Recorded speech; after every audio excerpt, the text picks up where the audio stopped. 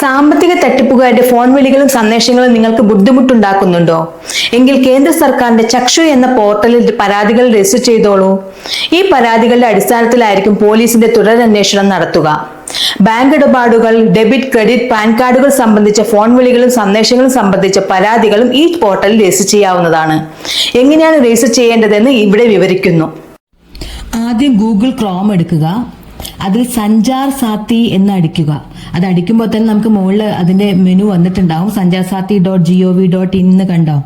അത് കഴിഞ്ഞ് അത് ക്ലിക്ക് ചെയ്താൽ താഴെ ഒരു സഞ്ചാർ സാത്തി എന്ന് എഴുതിയിട്ടുള്ള ഒരു മെനു ആണ് വരുന്നിരിക്കുന്നത്. ആ സഞ്ചാർ സാത്തിയിലാണ് നമ്മൾ ക്ലിക്ക് ചെയ്യേണ്ടത്. അപ്പം ഡിപ്പാർട്ട്മെന്റ് ഓഫ് ടെലികമ്മ്യൂണിക്കേഷൻസിന്റെ ഒരു സൈറ്റാണ് വന്നിരിക്കുന്നത്. അതിൽ താഴേക്ക് ഇങ്ങനെ സ്ക്രോൾ ചെയ്യുക. കുറച്ച് സ്ക്രോൾ ചെയ്യുമ്പോൾ താഴെ ഒരു മെനു വരും. അതായത് report suspected fraud or unsolicited commercial communication or spam എന്ന് കണ്ടോ? അതിന്റെ താഴെ ചക്ഷു എന്നും കൊടുത്തിട്ടുണ്ട്. അതിൽ നമുക്ക് ക്ലിക്ക് ചെയ്യാം. ആ ചക്ഷുവിൽ ക്ലിക്ക് ചെയ്യുമ്പോഴും ഇതുപോലൊരു ഡീറ്റെയിൽസ് ആണ് വരുന്നത്. അത് നമുക്ക് എന്തെങ്കിലും കംപ്ലൈന്റുകൾ 30 ദിവസത്തിനകം അല്ലെങ്കിൽ 3 ദിവസത്തിനകം കംപ്ലൈന്റ് ചെയ്യാവുന്ന രീതിയിലുള്ള ഓപ്ഷൻ ആണുള്ളത്. ഏതിൽ വേണം എന്നുള്ളത് നമ്മൾ തീരുമാനിച്ചിട്ട് കംപ്ലൈന്റ് ചെയ്യാം. അപ്പോൾ കണ്ടിന്യൂ റിപ്പോർട്ടിംഗ് എന്നുള്ളതിലേക്കാണ് കൊടുക്കേണ്ടത്. അതിൽ ക്ലിക്ക് ചെയ്ത് കഴിഞ്ഞാൽ താഴത്തേക്ക് കുറേ മെനൂസ് വരുന്നുണ്ട്.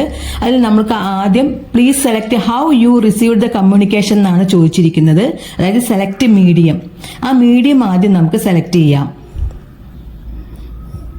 മീഡിയം സെലക്ട് ചെയ്യുമ്പം കോൾ, SMS, വാട്സപ്പ് ഇതിൽ ഏത് രീതിയിലാണ് നമുക്ക് ഈ സ്പാം നടന്നത് എന്നുള്ളത് നമുക്ക് സെലക്ട് ചെയ്യാവുന്നതാണ്. അടുത്തത് നമുക്ക് കാറ്റഗറിയാണ് ചോദിക്കുന്നത്. ഈ കാറ്റഗറിയിൽ ഒരുപാട് ഓപ്ഷൻസ് ഉണ്ടാവും. അപ്പോൾ ഏത് കാറ്റഗറിയിലാണ് നമ്മുടെ കംപ്ലൈന്റ് സെലക്ട് ചെയ്യേണ്ടതെന്നുള്ളതാണ് ഇതിൽ കൊടുക്കേണ്ടത്.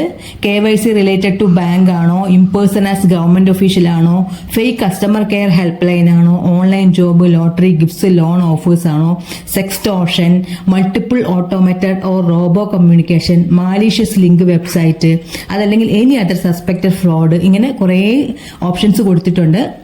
അപ്പൊ നമുക്ക് വന്ന കോൾ ഏത് ഓപ്ഷനിലാണ് പെടുത്തേണ്ടതെന്ന് വെച്ചാൽ അതിൽ നമുക്ക് സെലക്ട് ചെയ്യാവുന്നതാണ്. അത് കഴിഞ്ഞാൽ നമുക്ക് എന്തെങ്കിലും ഇമേജസോ അല്ലെങ്കിൽ എന്തെങ്കിലും ഉണ്ടെങ്കിൽ നമുക്ക് അത് സെലക്ട് ചെയ്ത് അതിൽ കൊടുക്കാവുന്നതാണ്. പിന്നീട് നമുക്ക് ഏത് ഡേറ്റിലാണ് കോൾ വന്നത് എന്നുള്ള ഡീറ്റെയിൽ ആണ് കൊടുക്കേണ്ടത്.